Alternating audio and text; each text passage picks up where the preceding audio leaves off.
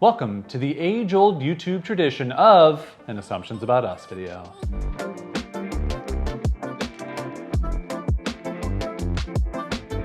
Listen, we know we're a YouTube cliche. It's a fun cliche this though. Assumptions about us thing, we've seen it go around, but we like these videos. So over on Instagram, we ask for your submissions, things you assume about our personalities. Now we're gonna let you know, were you right, were you wrong, were you somewhere in the middle? First assumption, Jason is the morning person / I assume you both never sleep in. Ooh, well, if you watch our day in the life video, shout out day in the life video, I am the morning person. Absolutely. I wake up pretty early naturally, like 6:30 almost every single morning. I don't use an alarm, which is nice that I just wake up that early. And I'm the type of person, like as soon as I roll out of bed, I don't have to lay in bed for 15 minutes, I'm ready to go. Yeah. Caroline, complete opposite. Listen, I am not a morning person. And I do think that morning people are sort of like the underhanded thing in our society is like morning people are better. Okay. Like you're just like more productive. A sleeper inner would say that. But over the years, I have tried to be something that I'm not, and it just never works out. So I am embracing my non-morning personness. Right. I will say, we don't ever really sleep in. Like, I'm not sleeping until like 11. I think the difference is... What do you think is sleeping in? Right, I think the difference is you could sleep in though. You don't. Do you think I could? Yes, 100%. You think I Yeah, could? 100%. Okay. Yeah. So, I mean, for me, sleeping in is like, I could sleep till 9. That would be like sleeping in I think for that's me. sleeping in as But an adult. in general, I wake up somewhere between 7 and 8:30. Jason packs the road trip snacks, but Carol picks the music. Huh. Nailed it. The only caveat here, so I'm basically like the parent on our road trips, where I'm like, okay, we gotta get our cooler, and we gotta get all our snacks, and everyone's gotta pee before we go, and if you need to poo before we go, then you need to do that as well. When it comes to the actual music in the car, we defer to Caroline's taste. However... We defer to my taste because I'm not a good rider in the car, so we're kind of like doing whatever we can to make the trip easier for me. However, very important for you to know about me. Something that I absolutely hate is being in charge of picking music for like a group of people. It's a real conundrum. I don't like being DJ. When you want to be the person who picks the thing, but then you don't like picking the thing. It's like when you're hungry and you're like, well, where do you want to eat? You're like, I don't know where I want to eat. Let's just go somewhere. But like, I don't how want about you this to tell place? me. And you're like, I don't want to go that place. That's the thing. Yeah. I don't want to pick it. Yeah. But I don't want you to tell me either. Yeah. So, but it's just like a really weird thing, like at parties and stuff, or like going over to friends' houses and they're like, oh, just throw some music on, like pick a Spotify channel. And I'm like, full sweat. Like, I hate this. I hate the pressure. I don't like figuring out what the vibe is, whatever. Everyone has such specific taste. It really stresses me out. You know how we solve this problem? Just default to Taylor Swift. No, people hate Taylor Swift. No, I'm saying you just default to Taylor Swift. Just call it. We've talked about this before. My go-to is John Mayer. I'm like, he's a pretty even up the road, like easy listening, but some people don't like John Mayer. I think Caroline is actually the master chef baker. Oh, well, that presents a fun little game I like to call Caroline's Baking Quiz Box. Let's just test this. First of all, Yeah. no. Listen, I'm not a Martha Stewart. It's just not in my blood. I guess it would say I am the chef. I'm the baker of the family. And you're great at it. Thank you so much. Start with an easy one, okay? You don't have to necessarily get the name right. What's this? I do know this is for dough. Yeah, it's a pastry cutter. It helps to like cut and mix the pastry dough together when you're making it. Oh, you're mixing. Yeah. That's right. I have seen you do that before. I was thinking like after the dough is rolled out, you're like slicing it. No, you're not doing that at all. Next up. I know this one. That's a granulated sugar sifter. Not granulated sugar. Oh. Powdered sugar. That's what I meant. Yeah. What's granulated You can also sugar? sift some, granulated sugar, you just want the granules. Because it's granulated. Got it. This you would sift flour, baking powder, baking soda. You're sifting. Yeah, you're just making it smoother. Yeah. All right, next up. What do you got? I know this goes into a mixer. Okay. Why is it shaped like this? Right. It is for mixing. Specifically, what would it be used for? Butter. Dough. It's a dough mixer. Specifically dough? Yeah, it's basically like a dough hook. A dough hook? Yeah. What's it hooking? The dough. Next up. I know what this is. Okay, I want to give you a couple easy ones in here. Oh, you call it a bra. It's a bread bra? No, I don't call it that at all. Oh, isn't it called a bra? No. Oh, a bonnet? Sure. Is there a name for it? I don't think so. Do you know what it goes in though? Have you ever called it a bra? I have not, no. Oh, it doesn't go on top? It doesn't go on top. Like a shower cap? It goes in the sourdough banneton. The little... Banneton is the word I'm looking for. So it's the banneton bra. That's what it is. Is that a No, bra? no. Oh, you've Not at told all. me that before. butter baster. Nice. That's a good one. It doesn't just have to be butter. Any kind of liquid you want to baste on there. One year for Christmas, as a stocking stuffer, I thought that Jason, I thought he is the chef in our relationship. I thought he would appreciate a little, we had been watching a lot of Nope, Chef's Table, and you know the cute little like, they always have like a little tweezers for garnishes and things. Where do they always have them? In their pocket. Right, so let's try real quick. No, here you go, here you go. Just when I'm in the kitchen, I'll just get set up. This was an Amazon fail. They showed up and I was like, oh no. All right, last but not least. Dough measure? Oh. Ooh. Oh, like a circle tool? No. Oh. No, I like your creativity though. I tricked you. This is the AeroPress stir. So this goes in and stirs the AeroPress. That's not baking, that's a trick. I know, but you should have known because it's a kitchen look like item. A stir. Congratulations. In conclusion, I'm the master chef, obviously. Caroline loves true crime, but hates horror movies. I would say this is true. I would say this is true. I love a thriller. Right. Do not like horror. I don't like gore. I don't like monsters. There is an exception to this. What's up? Cabin in the Woods. I love that movie. Yeah, that is because that's like comedy horror. It is comedy horror. But I'm never gonna probably choose, like the Saw movies, never seen them, will not see them. Yeah. But, you know, crime stuff, mysteries, we've talked about this on our podcast, Clues. I'm a big Clues fan. I also don't like horror movies. I wasn't included, but they're not my favorite. You literally have the perfect relationship and live a dream life. Obviously. We've Everything's never perfect. fought. Neither of us ever fart. We're soulmates. We never feel bad or have any difficulties whatsoever. Never even heard of anxiety. What is anxiety? No, I think this is a really good one because think of this as two parts. I will admit that I am extremely grateful that I would say that we have a life that a lot of people dream of and that we dreamt of. Like I would say we do have a dream life. Like we love where we live, we love what we do, we love each other. That doesn't mean that it's not without difficulty. And I do want to acknowledge that is predicated on a lot of luck, privilege, you know, and hard work, but it's all of those things equally. A lot of things came into an alignment. And also like the country we were born in, like the race that we were born as, the time we were born in, parents we had, having the internet at our fingertips. All those things play an important role. But we did very much intentionally design this life, and we've worked really hard to say we want a life of freedom, we want to cultivate a home, like we've just done it intentionally. That said, perfect relationship, nah. Not so much. We do love each other. Very much. Yeah. It sounds cheesy, but when people say like, oh, I married my best friend, like we say it all the time. We are best friends. Yeah, so that I really part hope you is don't true. die. God, every day I'm like, please don't die. Yeah, I'm trying. I try not to die. Do you try not to die? For you, I try not to die. Oh, we're doing great then. I know. Yeah. So as long as we try. Yeah, it's fine. But yeah, we make each other laugh. We spend all of our time together. Now that said, we also fight like best friends. Like we have disagreements, we annoy each other. When we do argue or we do have disagreements, it's always with a level of respect. We don't yell at each other, we don't call names. And Never done any raised voices in arguments. Yeah, we don't raise our voices, and I think that keeps the relationship of mutual respect strong. Nothing is perfect by any means, but we're very grateful for what we have. But on social media, we can make it look perfect. Yeah, we never fight on social media, haha. You've never stayed at a hostel. That's not true. We've stayed at hostels all the time. We just call them hotels. Yeah, we don't pronounce the S. You misspelled hotel. Yeah, with an S. Hotels. We love them. They have concierges. They clean your room. they bring you breakfast in bed. I've never stayed at a hostel. No, you haven't either. No. And listen. No. I know it's one of those like don't knock until you try it thing, and I know there's perfectly lovely hostels. Also, just know yourself. Know yourself and know the way that you want to travel, and we just are unapologetically, we like our own space. We like our hostels, things. Which we just pronounce as hotels. Exactly. We like hotels. Yeah. Speaking of hotels, Jason is more adventurous. Carol loves seeing photo albums.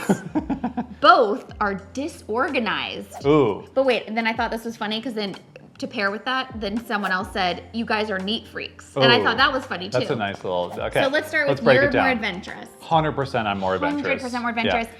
I am so glad that I married somebody adventurous because if it was up to me, I would just like live in a robe in my comfort of my home forever. And you But I have like an adventure threshold. Like I don't have any interest in bungee jumping, skydiving. That's right. Like, we're not thrill seekers. None of that, but like I'll drive spiritedly. I'll climb up a mountain of sorts. Sorry, I'll drive spiritedly. I don't have friends.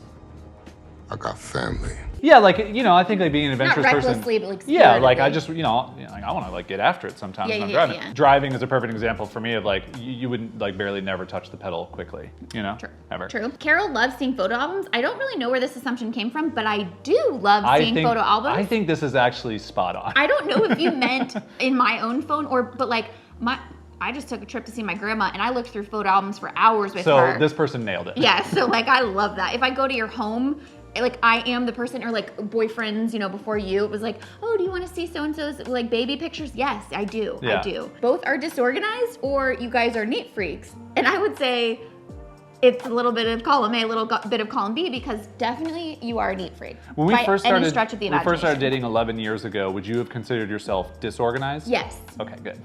Yes. Avoided dodge. I want to be clear. I'm messy, but not dirty. I think some people will resonate with this. I don't like grime, and I do like things to be clean, but I don't need them like put away. Yeah. And so I hear that. Yeah. Like I think you can handle the mess, but if I was also dirty, I'm adventurous. because you're adventurous. But if I was also dirty, like you'd be like, oh, this relationship it would wouldn't not have work. lasted. Yeah. But I've gotten more organized over the years because I have seen just the power. The power. Of I've seen tidiness. the like peace that it brings to my life. So I just have to be more mindful of it, and I do like being more organized now. Jason only wears neutrals. Okay. What do you think? No, I have rust. Look at that. I have bright blue. It's not going to show up on camera. This is like a neon turquoise blue. Yeah. That's how bright and not neutral this blue is. It's funny, when we read this one, I was like, that's not true. You wear colors, and then I was like, oh, they are all kind of like muted. Yeah, but you're for just sure. not like a bright color. I do have one yellow shirt.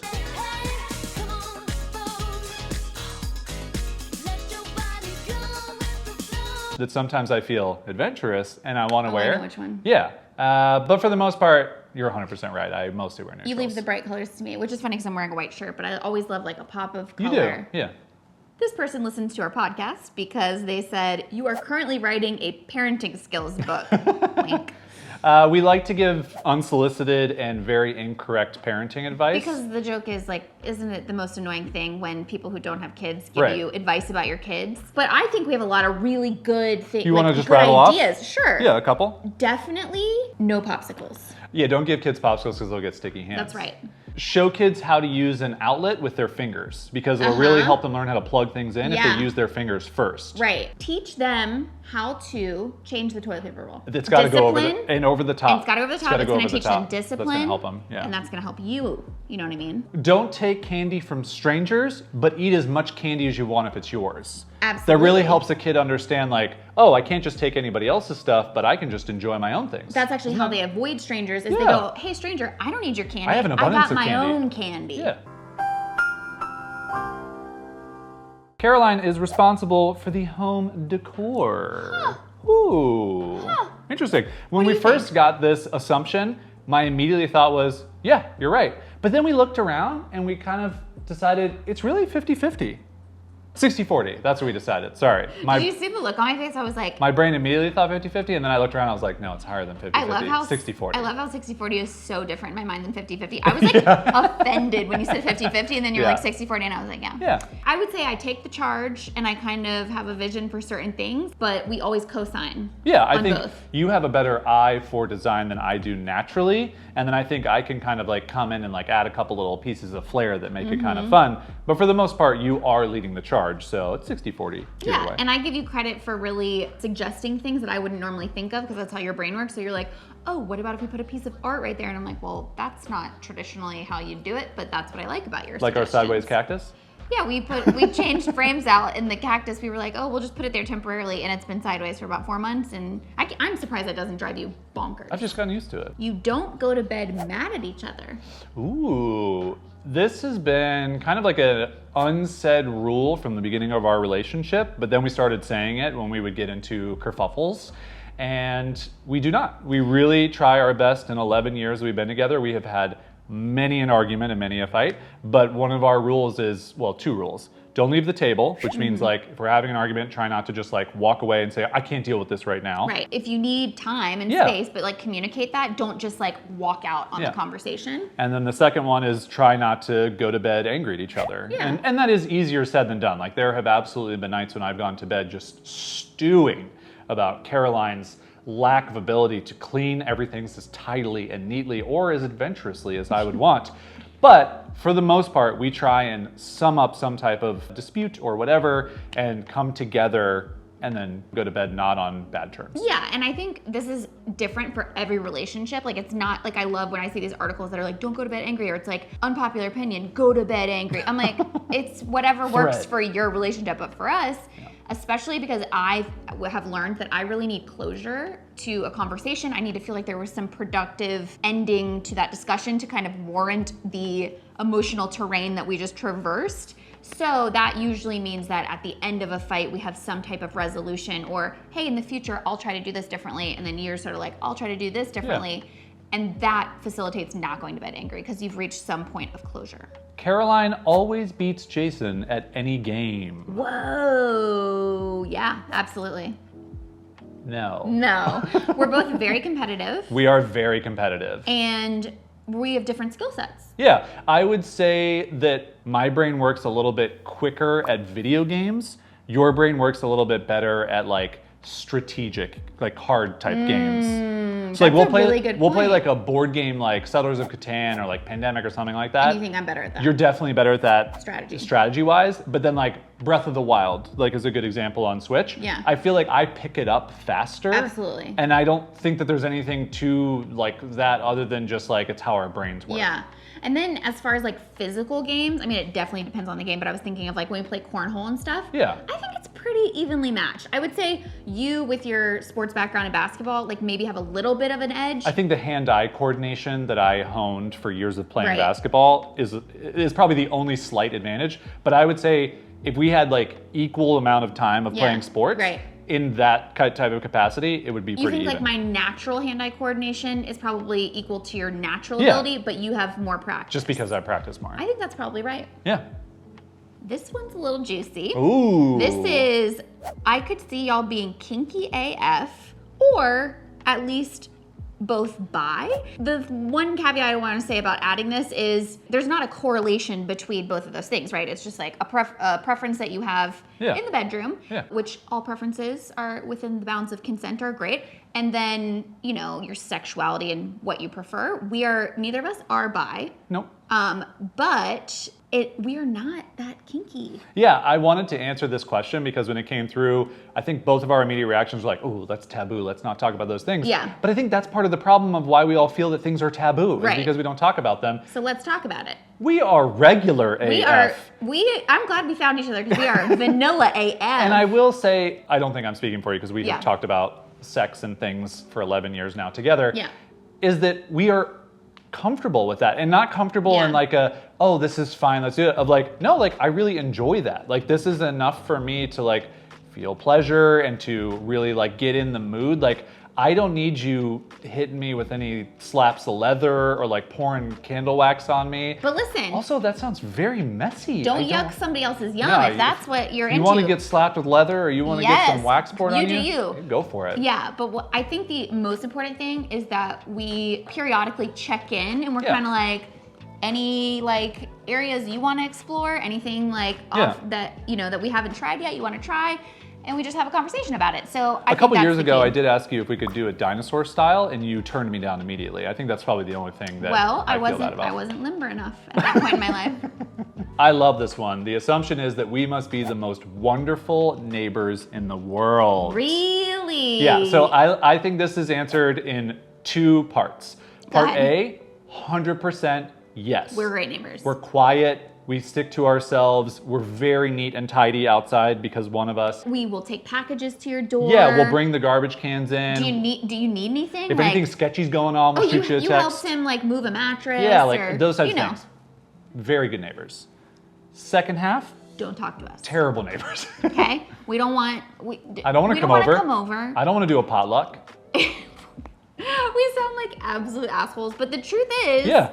Well, I guess it depends, because we did at one point live in like a little quadruplex. It really depends on who your neighbors are. I guess it does depend. We lived in a little quadruplex, and we loved all the couples that lived, and everyone was like at the same point in their lives. We were, you know, they were all like online entrepreneurs. We had cool. so much to talk about. So, and then we hung out with them all the time. But then when we moved here, I think it was also the timing.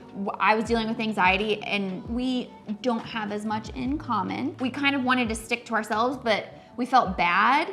But we were trying to send out these signals like, hey, you're great people, I'm sure. But just pick up the signals. Yeah. We don't want to come over. Yeah. Jason is Little Spoon despite his size. And drum roll. We have no spoons. We're not allowed to spoon. We're not, but yes. You are. Yeah, for sure. Yeah. I don't know why that is. I was joking about no spoons because we both get very hot. Yeah. So cuddling is not... Doesn't happen. Gonna happen. Truthfully. I mean, it will, but it's like in these like tiny windows, and we're both like, ugh. That's how you know that we really love each other, is like we will do it for the connection, and then about 5 minutes will go by and be like, are you dying? Like, I'm 5 minutes? No chance. 2 minutes. I was being really generous. Yeah. But you do like being Little Spoon. Like, yeah. And I kind of like curling into the crevice of your little, big, strong let's back. be honest, you do wish that you could be Little Spoon, I think. If we Honestly? Yeah. I think I'd be too hot. Well, no, but I'm saying take the heat out of it. Oh, if I took the heat out of it, I would love to be Little Spoon. Yeah. But since I can't, I love being on Big Spoon because it's like I have more airflow. Yeah.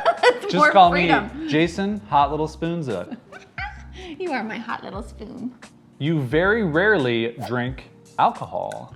Huh. I would say at this point in our lives, definitely for you, very rarely. Very rarely, yeah. Like, and to quantify that, 1 drink every 10 days is probably realistic. Maybe even more than rarely. that. Because very rarely I feel like is like a couple drinks a year. But like, let's say rarely, if we're gonna quantify also, it. like, this is very subjective. You know what I mean? Like, if 1 drink every day is rare for you, then that's fine. Who cares? We're not trying to judge anybody for their alcohol consumption. Totally. But to answer the assumption, yeah, for me, it's like literally 1 drink every 10 days and just like, that's enough. Some days though, like summertime and we're getting into like a good mango margarita, I'll have one of those a day or a couple, that's fine. But for the most part, it's very rare. Yeah, I would say I love a good cocktail. I love a good glass of wine. I definitely am one of those people that like, for me, it enhances the experience. I don't think that it has to by any means, but I enjoy it. The comfortable place that I'm at is like partaking like once a week. Like there was definitely a part pandemic-wise or when I was dealing with anxiety where it was getting to a place where it was like every day. But I now am to the place where I like it a lot better because it doesn't make me feel like crap. You can only get 1 drink for the rest of your life. What do you choose? Oh no. What is it? Beer, wine, a mixed drink? Well, you know it's not beer because it's gluten-free. Yeah. Well, I can choose wine as like a whole? No. You gotta pick 1. Like a Cab Sauv. Wow, this is really stumping me. Truly. I think I would choose a spicy margarita. Oh, wow. For the rest of my life. That's not the place I thought you were gonna go. Neither Spicy too? Like you might get stuck with. I was just thinking about I could not have a regular house margarita for the rest of my life. It's just too I need a complex flavor. Yeah. I think if I'm picking my like 1 drink for the rest of my life, it's tequila neat. Like a reposado or an añejo tequila neat. I also really like all of these non-alcoholic fun beverages that are popping up on the market. I think that's a good alternative because it still gives me the feeling of having like a cool, fun drink, but you don't feel like crap. This is the final assumption. Ooh. Jason has tried and failed to do some artistic work like carols. Oh. So, yeah, we have props here. Go ahead and answer the question and I'll... Okay, here's what I think is funny is I do think that since my art is a little bit more public, people assume that I'm like the creative one in the relationship. And that is true, but I think people underestimate just how creative Jason is. So this was actually something that really attracted me to him when we first met, is that he wanted to be an animator when he was younger. He loved like comic books, Disney and animation and drawing and design. Like you got into design way before I did. He knew all the design programs before I taught myself design. So I do think it's ironic that now I'm perceived as the designy one and he's more of like the business one, because in a lot of ways he's a lot more creative than I am. He's a lot better at drawing things from his brain. So he could draw like Pictionary. He's so good at Pictionary because he can just like think of it in his head. I have to kind of be looking at something or have a reference photo. And I don't know what that is. It's got to be something about the differences in our brains. Okay. This is a self-portrait of you. Well, not a self-portrait. It's a portrait of you, you know? He's currently drawing a portrait of me. Yeah. That I think you're all going to be extremely... I mean, it's going to be pretty spot on when you see it. But yeah, this is something like maybe a lot of people don't know because I don't ever share it. And I don't really do it that much anymore, which is, I used to draw a ton as a kid. Like I have so many sketchbooks that I filled up as a kid. And I remember drawing a lot of different things from memory. One of those is like Garfield. Did you think it was gonna be me? It wasn't a self-portrait. But like, if you told me to draw, you know, like a dragon or like a building, like I could draw it, it wouldn't be great, but I can very easily just put a pen to paper and draw something either from memory or just from looking at it and make it look fairly decent. And that's a very attractive quality about you. Oh I really like that. That's so nice. I wonder if our kids will be, you know, if we have kids, I wonder if they'll be creative or like completely different than us and just one day I think I would like to do some more drawing and like pick it back up, but as of right now it's not something that I like crave to do, so that's fine. And those are your assumptions about us. I hope that that was fun for you to just watch and learn a couple of things about us, maybe some things you didn't expect. Yeah, hope you had a good time. You learned a couple things. What was your favorite? Leave it as a comment. And now, the end title. Bye.